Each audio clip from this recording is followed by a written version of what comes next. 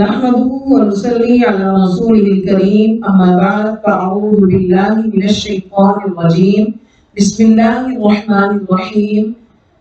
رب يسر ولا تعسر وتمم بالخير وبك نستعين اللهم اهدنا الصراط المستقيم يا مصرف القلوب صرف قلبي على طاعتك يا مقلب القلوب ثبت قلبي على دينك اللهم اجعلني صبورا واجعلني شكورا وفي عيني صغيرا وفي أعين الناس كبيرا اللهم ارحمنا بالقرآن العظيم سبحان الله وبحمده سبحان الله العظيم اللهم إني أسألك علما نافعا ورزقا طيبا وعملا متقبلا آمین ثم آمین۔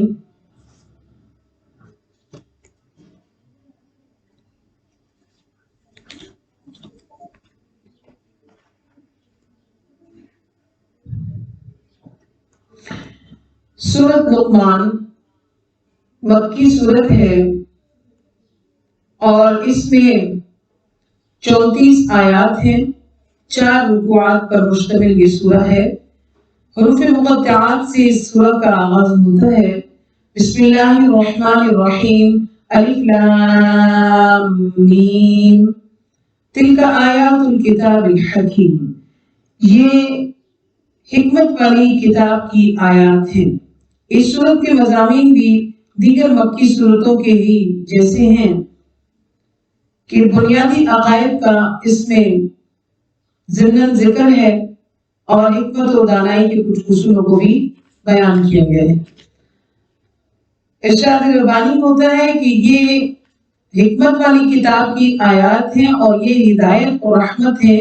للمحسنین، نیکی کرنے والوں کے لیے، کہ جو نیکی کرتا ہے اس کی جانب راغب ہوتا ہے، سیکھنے کے لیے آتا ہے، تو اللہ تعالیٰ اس کے لیے ہدایت اور رحمت کے دروازے کھول دیتے ہیں۔ پھر محسنین کون لوگ ہوتے ہیں؟ کہ وہ لوگ جو یقیمون الصلاۃ، نماز کو قائم کرتے ہیں، اور یؤتون الزکاۃ وہم بالآخرۃ هم یوقنون، اور یہ پھر کون لوگ ہوئے؟ یہی لوگ اعلی ہدی، ہدایت پر ہیں اپنے رب کی طرف سے، اور یہی لوگ هم المفلحون، کامیاب لوگ ہیں یا فلاح پانے والے ہیں۔ مفلحین کے ذکر کے بعد اللہ تعالیٰ مفسدین اور بدبخت لوگوں کا ذکر کرتے ہیں کہ جو جہالت اور ضد اور ہٹ درمی کی بنا پر قرآن عزیز کی جانب توجہ نہیں رکھتے، بلکہ ان کی توجہ یا ان کی دلچسپیاں کھیل تماشے، گانے بجانے، واقعات و خرافات میں رغبتیں ہیں۔ ایسی ہی چیزوں میں پڑھ کر لوگ دین سے لاپرواہ ہو جاتے ہیں۔ کہ وَمِنَ النَّاسِ، ان لوگوں میں سے، من جو یشتری لہو الحدیث، جو لہو الحدیث کا خریدار ہے، یعنی کھیل کی باتوں کا خریدار ہے، لیضل، تاکہ گمراہ کر دے، عن سبیل اللہ، اللہ کی راہ سے بنا جانے، وَيَتَّخِذَهَا هُزُوًا، اور ان چیزوں کو مذاق کا ذریعہ بناتے ہیں، یہی لوگ عذاب مہین، رسوا کن عذاب ہے ان کے لیے۔ لہو الحدیث کھیل کی بات اور لہو الحدیث کی شرح یوں ہے کہ ہر وہ چیز اس سے مراد ہے جو اللہ تعالیٰ کے ذکر اور اس کی عبادت کے راستے میں رکاوٹ بن جائے۔ جب قرآن عزیز نازل ہو رہا تھا تو اس وقت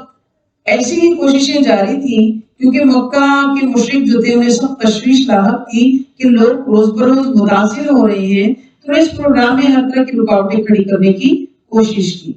مشرکین میں سے ایک نمایاں شخص نضر بن حارث جو تھا، وہ تجارت کے لیے ایران جایا کرتا ہوتا تھا، تو لوگوں کو جب دیکھا کہ قرآن کی جانب اس قدر متوجہ ہیں، تو اس نے یہ کہنا شروع کر دیا، اس ایک بات کو عام کرنا شروع کیا کہ محمد صلی اللہ علیہ وسلم تمہیں قوم عاد اور ثمود کے قصے سناتے ہیں، تو آؤ میں تمہیں اسفندیار اور ایران کے بادشاہوں کے قصے سناؤں جو عاد اور ثمود کی قوم کی سے زیادہ دلچسپ ہوں گے۔ اور پھر کہتا تھا کہ میں جو قصے سناؤں اس سے تمہیں مشکل بھی نہیں ہوگی، کیونکہ محمد جو تمہیں باتیں بتاتے ہیں وہ کہتے ہیں نماز پڑھو، یہ کرو، وہ کرو، وہ تمہیں مشقت میں ڈالتے ہیں۔ میں تمہیں طبیعت کو خوش کرنے والی باتیں بتاؤں گا، جس مطلب اس کا مقصد یہ تھا کہ میں تمہیں تفریح میں ڈالوں گا، اور تاکہ اس سے کیا ہو کہ وہ رسول اللہ کی باتوں پر توجہ نہ دیں۔ تو کمزور ذہن کے جو لوگ تھے اس شخص کی باتوں میں آتے اور اسلام کی دعوت سے منہ پھیر لیتے۔ تو لہٰذا ہر وہ چیز مفسرین کرام نے کہا کہ اسلام سے ہٹانے والی، احکام شریعت سے باز رکھنے والی یا کسی گناہ کا سبب بنتی ہو، وہ لغو الحدیث میں شامل ہے۔ اور یعنی کسی بھی چیز میں اس قدر انہمام جب پڑ جائے کہ وہ اللہ سے غافل ہو جائے، تو چاہے وہ کوئی عام کھیل ہی کیوں نہ ہو، یعنی کہ جسمانی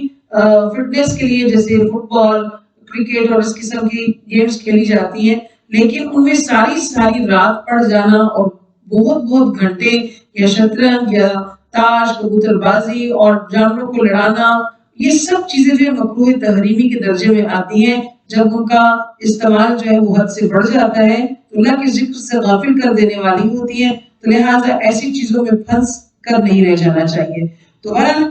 وقت کے ساتھ ساتھ جو ہے وہ ہر چیز کے لیے کچھ ایسے دلائل دیے جاتے ہیں، جیسے کہ نضر بن حارث نے کہا، تو نضر بن حارث نے جو کچھ کہا تھا، تو آج بھی نضر بن حارث کے جانشین موجود ہیں جو ناچ گانا کو فنون لطیفہ کا نام دیتے ہیں، اور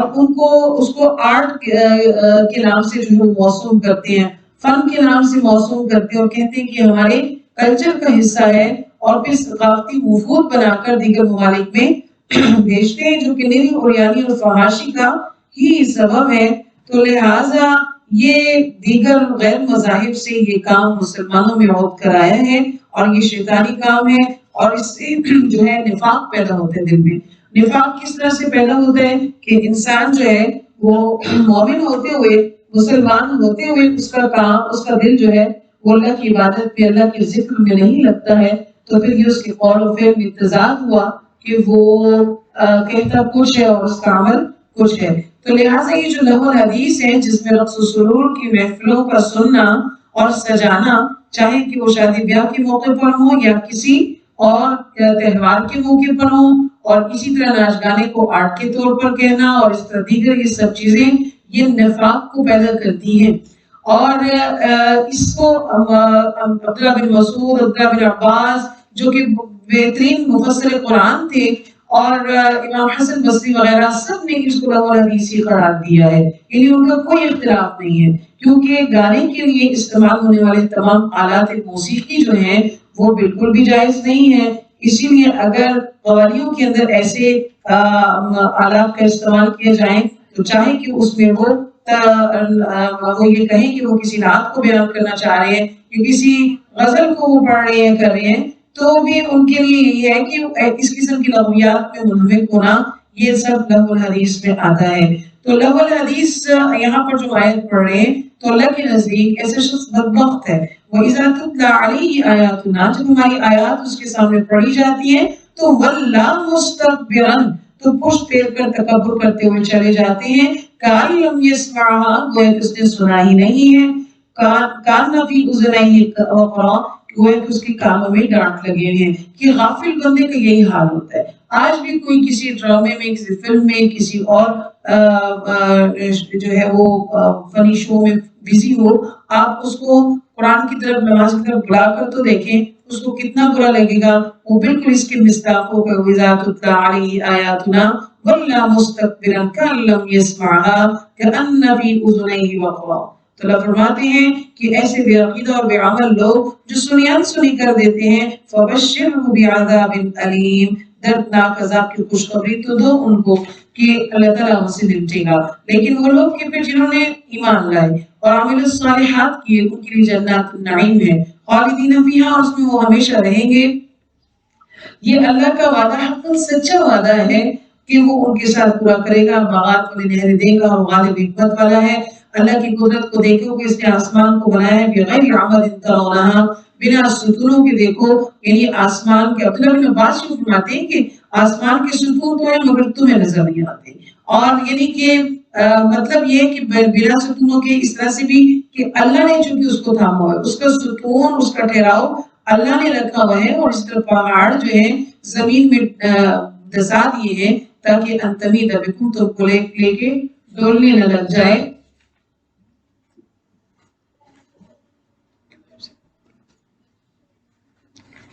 وَبَثَّ فِيهَا، اور چلائے اس نے ہر طرح کے دابت، ہر طرح کے جانور پھیلا دیے ہیں، اور فَأَنبَتْنَا فِيهَا مِن كُلِّ زَوْجٍ كَرِيمٍ، زمین میں ہم نے عمدہ جوڑے پیدا کیے ہیں. ہر چیز کی ایک رونق ہے. موسم کے حوالے سے، پھلوں کے حوالے سے اللہ تعالیٰ کے شاہکار ہم کو نظر آتے ہیں کہ اس نے ہر چیز کا جوڑ پیدا کیا ہے. سبحان اللہ. اللہ فرماتے ہیں کہ ھذا خلق اللہ، یہ سب اللہ کا پیدا کرتا ہے. فارونی ماذا خلق الذین من دونہ، مجھے بتاؤ کہ جن کو تم نے اپنا حاجت روا مشکل کشا بنایا انہوں نے کیا بنایا ہوا ہے. بل الظالمون، کچھ بھی نہیں بنایا. حقیقت یہ کہ یہ ظالم ہیں اور واضح گناہی میں پڑے ہوئے ہیں. وَلَقَدْ آتَيْنَا، دی ہم نے لقمان الحکمت، لقمان کو حکمت عطا کی تھی. حکمت مطلب دانائی عطا کی تھی اور اس کو کہا تھا کہ وہ اللہ کا شکر ادا کرے. حضرت لقمان کے زمانے کے متعلق قدر اختلاف پایا جاتا ہے اور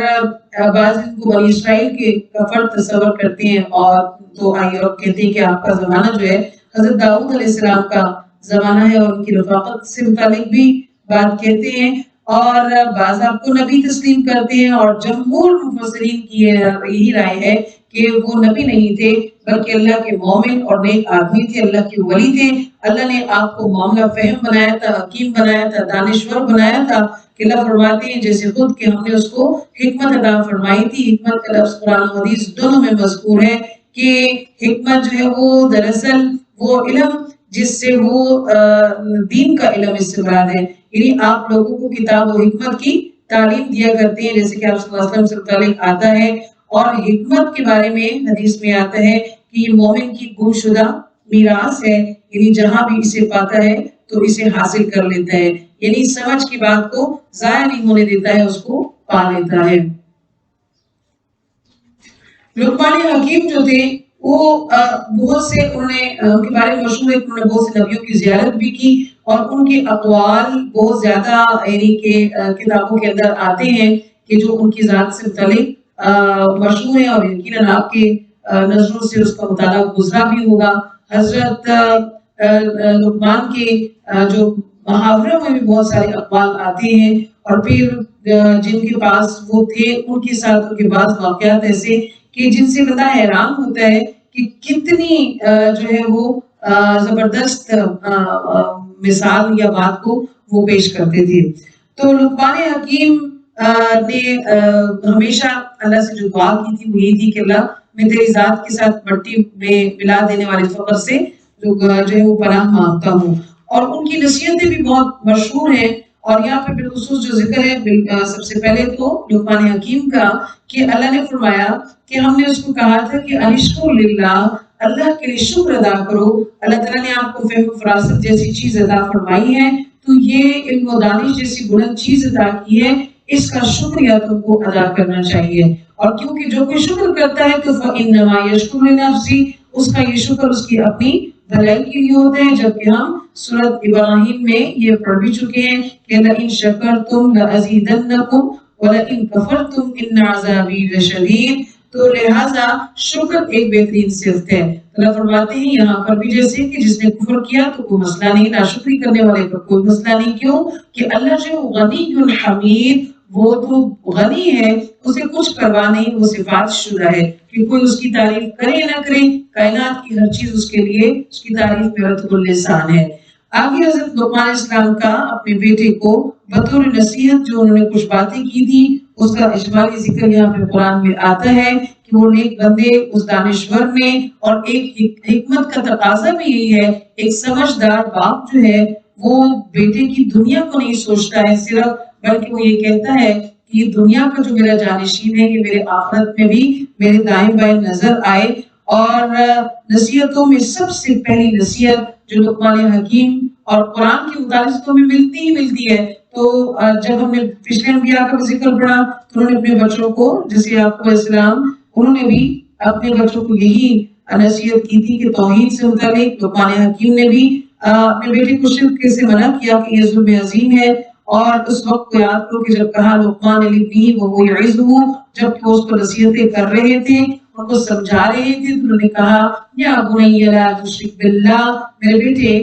اللہ کے ساتھ کسی کو شرک نہیں کرنا ہے. اور شرک ہر قسم کا، چاہے وہ اعتقادی ہے، عملی ہے، قولی ہے، فکری ہے، جس بھی قسم کا ہے، ذاتی ہے یا صفاتی ہے، کسی بھی غیر اللہ سے مدد کا مطالبہ کرنا، کسی کو استعانت دینے والے سمجھنا، کسی قسم کا کوئی نشان، کوئی تلک، کوئی چیز ایسی لگانا یا پہننا جو ان کی علامت ہو، یعنی کسی کلمہ گو کو یہ زیب نہیں دیتا ہے کہ وہ گاڑیوں پر ایسے کلمات لکھ دیں کہ جو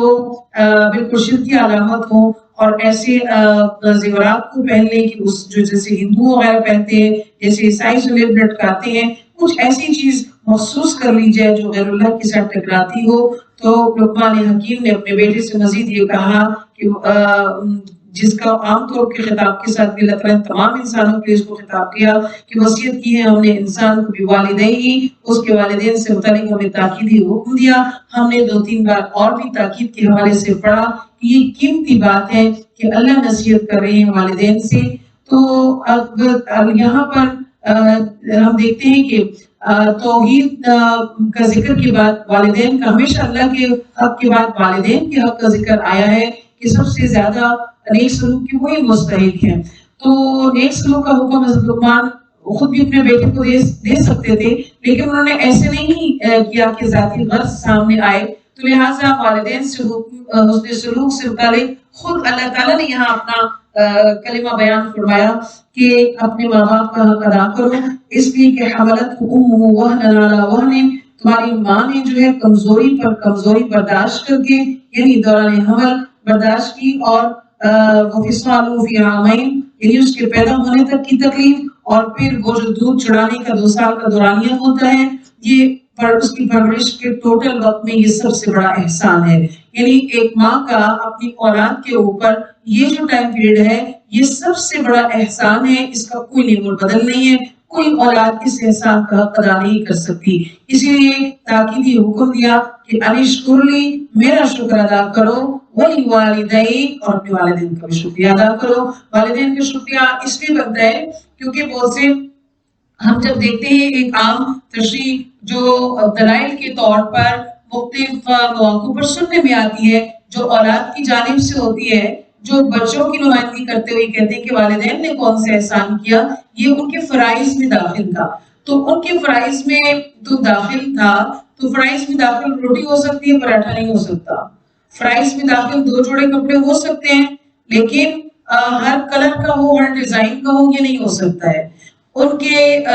دین و دنیا کی مناسب تعلیم تو ان کا ہو سکتا ہے، لیکن ان کو PhD لیول تک اپنا مکان بیچ کے ان کو باہر تعلیم کے لیے بھیج دیتے ہیں، یہ ان کے فرائض میں داخل نہیں ہے۔ کہ وہ گھر میں پکی ہوئی ہانڈی ایک طرف کر کے شاورما لینے بھیج دیں، یہ ان کے فرائض میں داخل نہیں ہے۔ والدین کا شکریہ اسی لیے ہے کہ وہ یہ چاہتے ہیں کہ وہ ان کے بچے جو ہیں وہ ہر طرح کی آسائش اور راحت کو پائیں۔ یہیں پر والدین سے ایک غلطی یہ ہو جاتی ہے کہ ایسا وہ صرف دنیا سے متعلق سوچتے ہیں، آخرت سے متعلق بھی یوں ہی فکر ہونی چاہیے، کیونکہ ہمیں بچوں کا بخار تو برداشت ہوتا نہیں ہے، تو ہم جہنم کی آگ اپنے بچوں کے لیے کیسے خدا نخواستہ برداشت کریں گے کہ اگر وہ اللہ والے نہ ہوئے، اللہ کے لیے جو ہے وہ ڈرنے نہ والے ہوئے، اور پھر والدین کا ہی حق ادا نہ کرنے والے ہوئے کہ وہ جو ہم ان کو پالتے پوستے رہے وہ ہمارے ہی خلاف ہیں، تو پھر کیا بنے گا کہ نہ دنیا رہی نہ آخرت رہی۔ تو اس لیے لقمان حکیم نے جیسے اپنے بیٹے کو نصیحت کی، جیسے یعقوب علیہ السلام نے نصیحت کی، اسی طرح ہمیں اپنے بچوں کو یہ سکھانا اور بتانا پڑے گا کہ ہم کون ہیں، ہم کیا ہیں، ہمارا طریقہ کیا ہے۔ یعنی ہمیں ہمارے گھر کی روایات کا مسئلہ نہیں ہے ہونا چاہیے، ہمیں اپنے دین کے طریقے پر چلنا ہے کہ ان کو یہ بتایا جائے، جیسے کہ سورہ بنی اسرائیل میں ہم نے پڑھا کہ فَلَا تَقُلْ لَهُمَا أُفٍّ وَلَا تَنْهَرْهُمَا وَقُلْ لَهُمَا قَوْلًا كَرِيمًا، کہ انہیں اف تک نہ کہو، انہیں جھڑکو مت، کیوں کہ بے شک ان کے ساتھ دوستی اور بے تکلفی کا معاملہ ہونا چاہیے، اور ان کے ساتھ خوب فرینکنس کے ساتھ بات کرنی چاہیے، لیکن ہر چیز اپنے حدود کے اندر سوٹ کرتی ہے۔ ان کو یہ بتایا جائے یہ تقاضا تو اللہ آپ سے کر رہے ہیں، میں تو آپ سے کہہ نہیں رہی۔ اللہ تعالیٰ نے اف کا لفظ اس لیے کہا ہے کہ آپ کے اخلاق میں، آپ کے کلام میں کسی قسم کی بدتمیزی نہ پائی جاتی ہو، کیونکہ ایک وقت آتا ہے کہ جب ہم اس دور سے گزر جاتے ہیں کہ جب ہم یہ سب کچھ بھلا لگ رہا ہوتا ہے، پھر ایک وقت ایسا آتا ہے کہ ہماری باتوں پر جو ہے وہ بچے جو ہے وہ جھڑکنے لگتے ہیں، اور ان کی جھڑکن جو ہے وہ بہت بری لگتی ہے، اور بسا اوقات والدین کا دل دکھ جاتا ہے، اور ان کے لیے وہ منہ سے نہیں کہتے ہیں تو ان کے دل کی دکان سے بد دعا نکل جاتی ہے، اور جب والدین کا دل دکھتا ہے تو اللہ راضی نہیں ہوتے ہیں۔ ایسے میں اولاد کو ہی تکلیف پہنچتی ہے. تو لہٰذا اپنے بچوں کو اس تکلیف سے بچانے کے لیے ہمیں ان کو دین کی تعلیم سے روشناس کرانا بہت ضروری ہے. یہ ان کے اوپر پہلا حق ہے. صرف قرآن کا ناظرہ پڑھا دینا ان کے اوپر حق نہیں ہے. باقی چیزوں کے بارے میں اللہ نہیں پوچھیں گے. یہاں پر کچھ بھی پڑھا کر دیا جائے لیکن اللہ دین کے علم کے بارے میں ضرور پوچھیں گے کہ ان کا کیا حق ادا کیا ہے یا اس معاملے میں کیا تاکید کی گئی ہے. تو لہٰذا والدین کو اور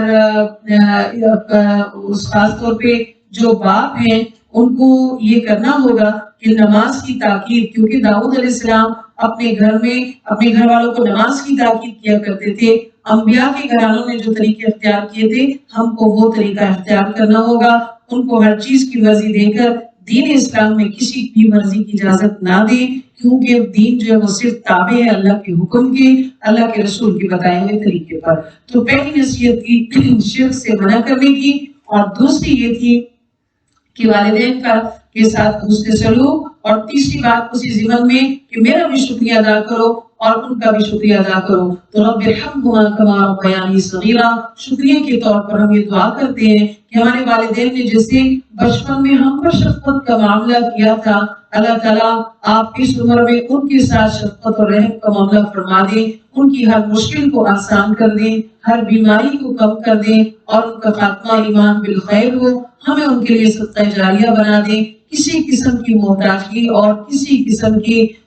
بڑی آزمائش سے اللہ تعالیٰ کو محفوظ فرمائے. جس چیز سے منع کیا گیا وہ پہلے بھی گزر چکا ہے کہ والدین سے صرف اس بات پر اطاعت نہیں ہوگی کہ وہ اگر جاہدک علی ان تشرک بی ما لیس لک بہ علم، یعنی اللہ کے ساتھ شرک کرنے پر کوئی اصرار کر دے تو مت مانو، لیکن والدین کے حکم کا یہ کیونکہ غلط حکم ہے انکار کرو. لیکن وَصَاحِبْهُمَا فِي الدُّنْيَا مَعْرُوفًا، سبحان اللہ وبحمدہ، کہ اللہ سبحانہ وتعالیٰ اس حکم پر، اس بات پر جو کہ اس کے ساتھ ٹکراؤ بن رہا ہے، یعنی اللہ کے ساتھ شرک کا، تب بھی کہہ رہے ہیں کہ ان کے ساتھ گزر رفاقت یا تعلقات جو ہے وہ دنیا کے وہ معروف ہونی چاہیے. ورنہ یہاں پر اللہ یہ کہنے میں کوئی مذائقہ تو نہیں تھا کہ اللہ تعالیٰ یہ کہہ دے کہ وہ اللہ کی شرک کی بات کر رہے ہیں، منہ موڑ لوگوں سے بات نہیں کرنا، ان کا خرچہ پانی بند کر دوں. نہیں، اللہ نے فرمایا کہ دنیا ان کی معروف طریقے سے ہونی چاہیے. غیر مسلم ماں کا پورا حق ادا کرو، غیر مسلم باپ کا پورا حق ادا کرو. حضرت سعد رضی اللہ اسلام لائے تو آپ جانتے ہیں کہ ان کی والدہ ناراض ہوئی، قسم اٹھا لی کہ اسلام نہیں چھوڑیں گے جب تک تو میں کھانا نہیں کھاؤں گی. اب وہ اپنی ماں کے واحد کفیل تھے اور بہت محبت کرتے تھے، اور ان کی ماں بھی بہت محبت کرتی تھی ان سے، لیکن دین اسلام کی بات آئی تو انہوں نے زبردستی کھانا کھلانے کی کوشش کی، وہ نہ مانی. تو انہوں نے کہا کہ آپ اگر بھوک سے اس دنیا سے چلی بھی جاتی ہیں تو میں اسلام کو ترک نہیں کروں گا. ماں مجبور ہو جاتی ہیں آخرکار، اور سعد رضی اللہ کو دین سے ہٹانے کی کوشش چھوڑ دیتی ہیں، لیکن وہ کا پھر بھی اسی طرح سے خیال رکھتے تھے. پھر اللہ نے آگے فرمایا کہ وَاتَّبِعْ سَبِيلَ مَنْ أَنَابَ إِلَيَّ، اس راستے کی اتباع کرو جو میری طرف آتا ہے، اور تم سب نے میری طرف لوٹ کر آنا ہے، پس وہ تم کو بتا دے گا جو کچھ تم کرتے ہو. یا بنیا، اے میرے بیٹے، انہا، آگے سلسلہ کلام واپس لقمان حکیم کی جانب پڑھتا ہے کہ لقمان حکیم نے بیٹے سے کہا کہ اے میرے بیٹے، ان تک مثقال حبۃ، اگر کوئی ایک چیز برابر ہوگی ایک دانے کی بھی، من خردل،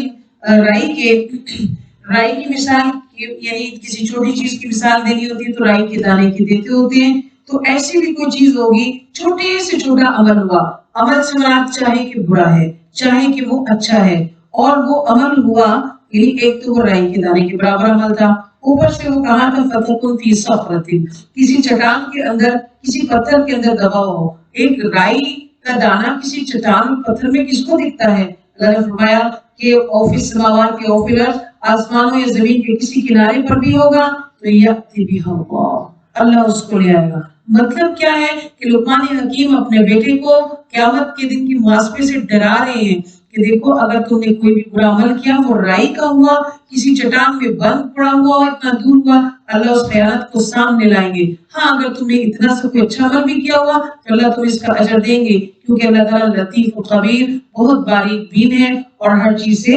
باخبر ہے. اور پھر اپنے بیٹے کو یہ نصیحت کی یا بنیا اقم الصلاۃ، नमाज को कायम करो, क्योंकि आला तरीन इबादत है। आदम अलैहिस्सलाम से लेकर मोहम्मद रसूलुल्लाह सल्लल्लाहु अलैहि वसल्लम तक सब ने तक़र्रुब इल्लल्लाह का कवी जरिया नमाज ही को बताया और इसका इहतमाम किया है। नमाज के हुक्म के बाद वक़्फ़ुर बिल मारूफ व नही अनिल मुनकर, बेटे को ये भी नसीहत की कि हमेशा नेकी का हुक्म देना और बुराई से मना करना, क्योंकि जब हम किसी को नेकी का हुक्म देते हैं तो हमें अपना आप भी याद रहता है। दूसरी बात यह है कि नेकी अगर उसका रिवाज आम नहीं करेंगे तो मुआशरे के अंदर, अपने हल्का के अंदर नेकी का अंसर जो है वो खत्म हो जाएगा। इसलिए किसी भी चीज से मना करने के लिए बुरी बात से इस बात को करते रहना चाहिए। बेटे को ये भी नसीहत दी कि बस कि अपनी पेश आने वाली तकलीफों पर जो सब्र करना, ये सब क्या है, ये मिनाज मिल उमूर, पुख्ता बातें हैं, अज़म की बातें हैं, इतना आसान नहीं है, लेकिन जब इस पर अज़म कर लिया जाता है तो फिर करने में मुश्किल नहीं। फिर फरमाया कि मेरे बेटे वला तुसअर खद्दक लिन्नास, अपने गालों को लोगों के लिए मत फुलाओ, यानी मुंह फुला फुला कर बातें करना तकब्बुर की अलामत है और ऐसे मत करना। और यहाँ पे लफ्ज तुसअर आया है, तो सअर जो लफ्ज है ये ऊंटों की एक बीमारी का नाम है कि जिस दौरान ऊंट अपनी गर्दन को ऊपर उठा देता है और फिर उसी तरह चलता है, क्योंकि मगरूर आदमी भी अपनी गर्दन ऊंची करके चलता है, तो मजाजी तौर पर इसको कहा गया कि तकब्बुर ना करो, क्योंकि क़यामत के दिन अल्लाह ताला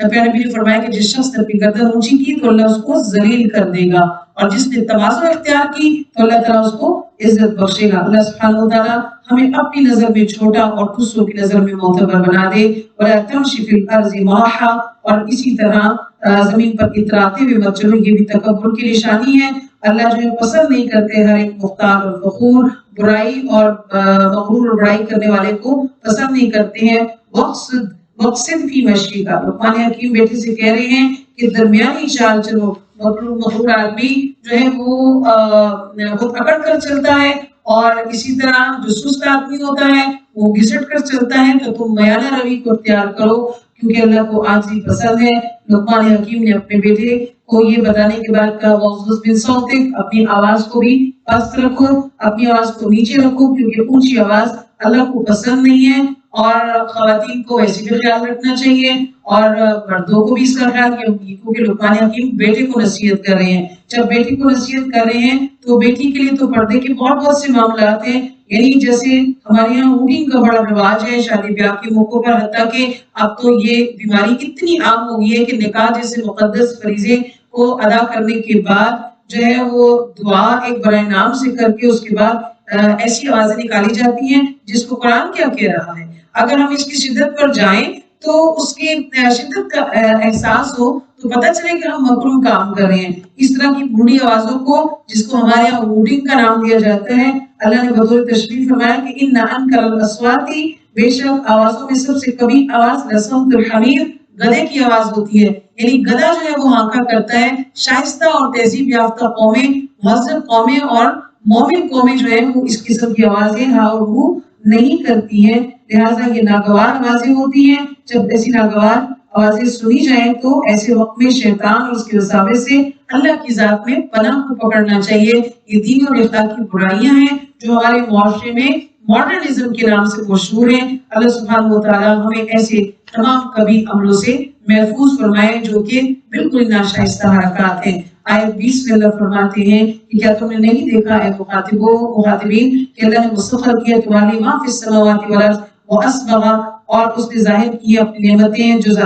तमाम कर दी तो ऊपर सारी जाहिर बाती नेमतें, यानी हर चीज उसने तुमको दिया है और ज़रूरत तो अल्हम्दुलिल्लाह अल्लाह ने पूरी कर दी है। बस कुछ ख्वाहिशात होती हैं जिसके ऊपर चलकर हम नाशुक्री कर जाते हैं। तो वो मिन अन्नास, लोगों में से बाज़ ऐसे हैं, मन युजादिलु फिल्लाहि बिगैरि इल्मिन वला हुदन वला किताबिन मुनीर, अल्लाह ताला के बारे में बिना इल्म, बिना हिदायत, बिना रोशन किताब के लोग झगड़ते हैं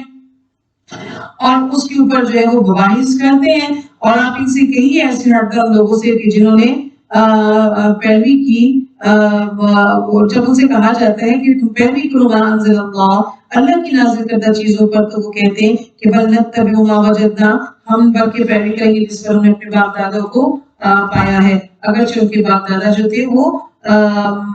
शैतान यदऊ इला अज़ाबिस सईर, उनके बाप जो थे वो उनकी पैरवी करते थे शैतान की। एतबार करते थे और वो अज़ाब सईद की तरफ बुलाता था। वमन युस्लिम, जो कोई फरमाबरदार हो जाएगा उसका चेहरा अल्लाह के लिए और वो नेकोकार होगा तो फक़द इस्तमसक बिल-उर्वतिल वुस्क़ा, उसने एक मजबूत कड़े को पकड़ लिया जैसे जंजीर के कड़े होते हैं। ये कड़ा तो छूट सकता है मगर टूट नहीं सकता है। तो लिहाजा कड़ी को पकड़ना मतलब अपने इर्द गिर्द दीन इस्लाम की रस्सी का कड़ा की हिफाजत में आ लिया जाए। तो दीन इस्लाम कभी भी एक मजबूत कड़ा है, ये कभी भी नहीं छोड़ता है। हाँ, अगर बंदा खुद इससे छूटे तो वो अलग बात होती है। हज़रत अब्दुल्लाह बिन सलाम की रिवायत है कि उन्होंने ख्वाब में देखा कि वो किसी ऊंचे सतून पे चढ़े हुए हैं और कड़ी को हाथ में थाम लिया। जब उन्होंने ये वाक़या आप सल्लल्लाहु अलैहि वसल्लम की खिदमत में अर्ज किया तो आपने फरमाया कि तुमने मजबूत कड़े को पकड़ लिया, यानी तुम अहले जन्नत में से हो। और अल्लाह का फरमान भी है कि जो अल्लाह पर ईमान लाया तो उसने मजबूत कड़े को पकड़ लिया, अब वो टूटेगा नहीं।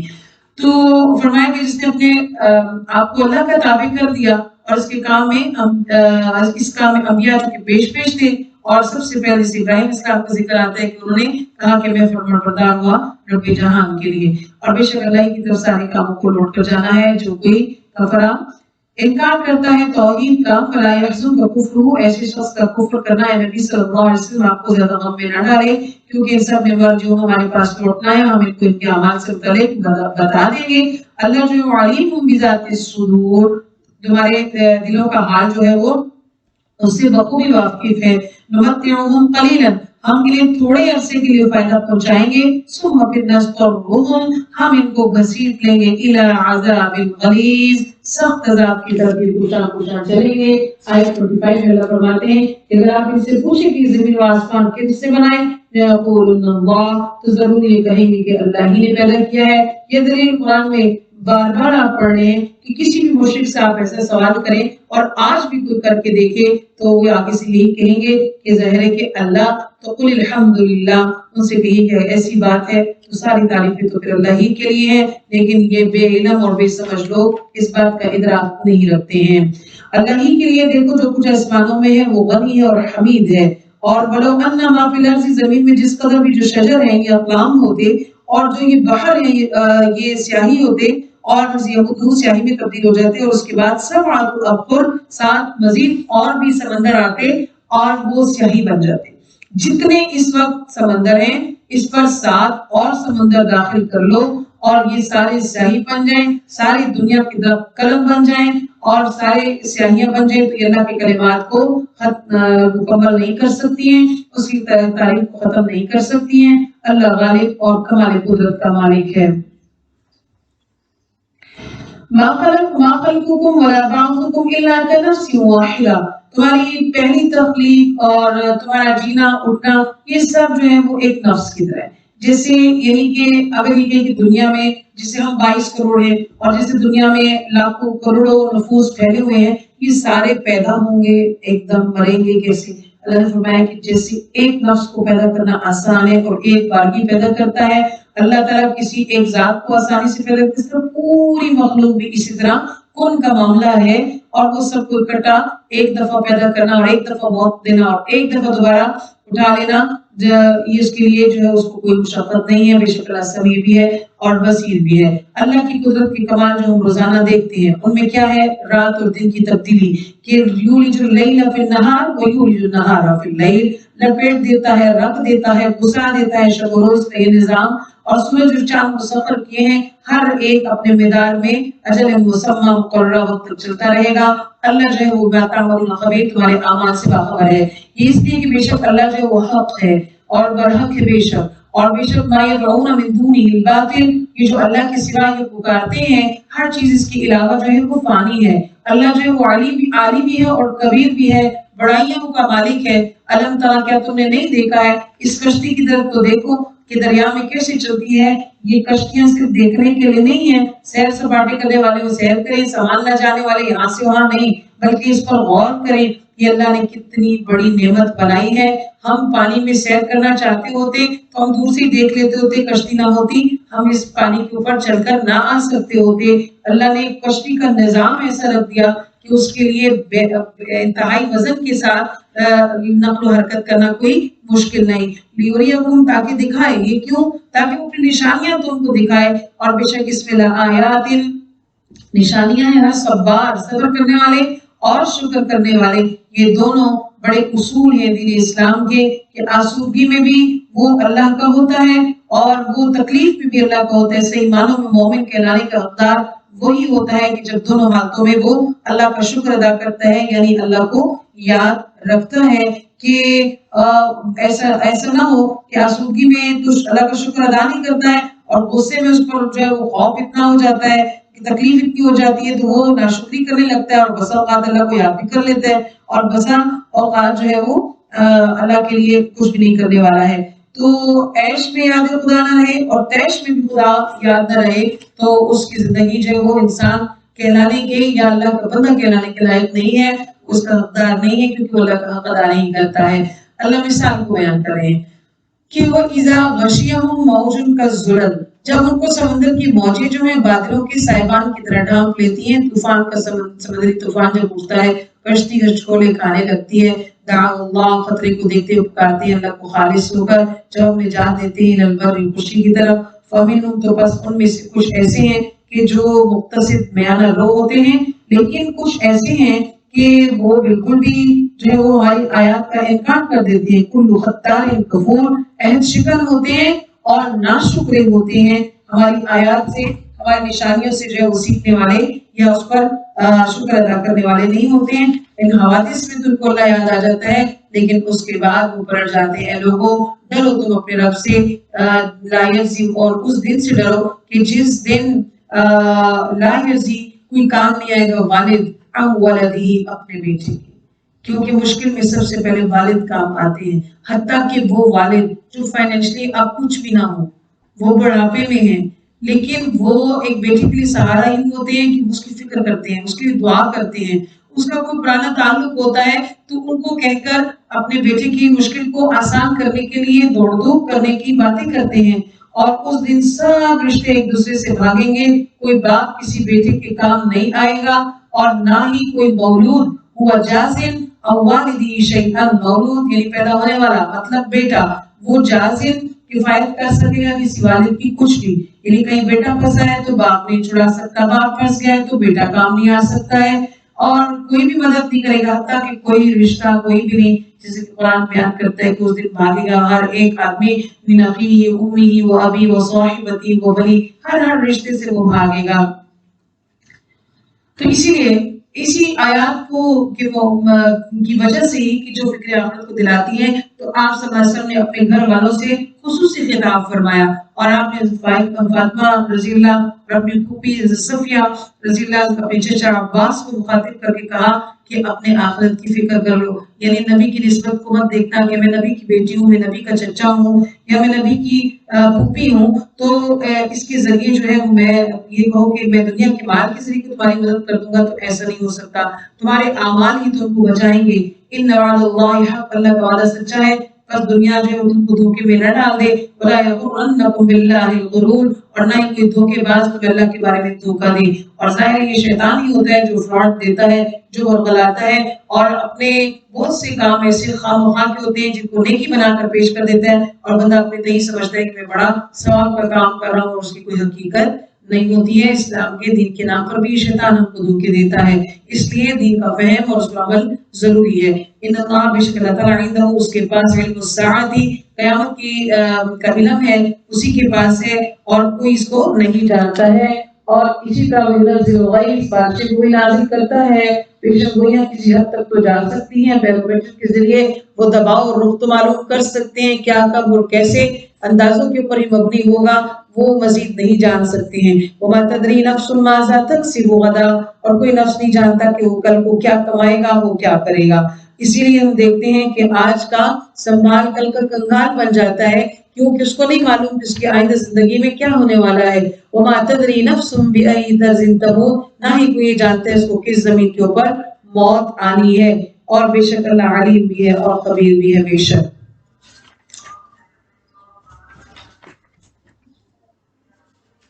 سورۃ السجدہ یہاں پر مکمل ہوتی ہے، سورۃ لقمان کی یہاں پہ مکمل ہوئی جس آیت کے اوپر، تو اس سے میرے اور آپ کی جو سوچ کی فکر کا دانہ بنتا ہے کہ انسان غور و فکر کرے کہ اس کو کچھ پتہ نہیں کہ اس کے ساتھ کیا ہونے والا ہے، لہٰذا وہ اپنے لیے خیر کی دعائیں کرتا رہے اور اپنے سے زوال نعمت کی بھی دعائیں جو ہے کہ اللہ تعالیٰ سے محفوظ فرمائے اور کسی تنگی سے اس کو محفوظ فرمائے اور کسی بھی شرک عمل سے بھی اس کو محفوظ فرمائے، اس جانب جو ہے توجہ ہے، اور انسان کا ذاتی عمل جو ہے وہی اس کو اللہ کے ہاں ناکام یا کامیاب ٹھہرائے گا۔ تو اس لیے اللہ سے دعا ہے کہ ہمیں اس ہدایت کے راستے پر چلا دے اور اس کے اوپر ہمیں استقامت عطا فرما دے۔ وآخر دعوانا الحمدللہ رب العالمین۔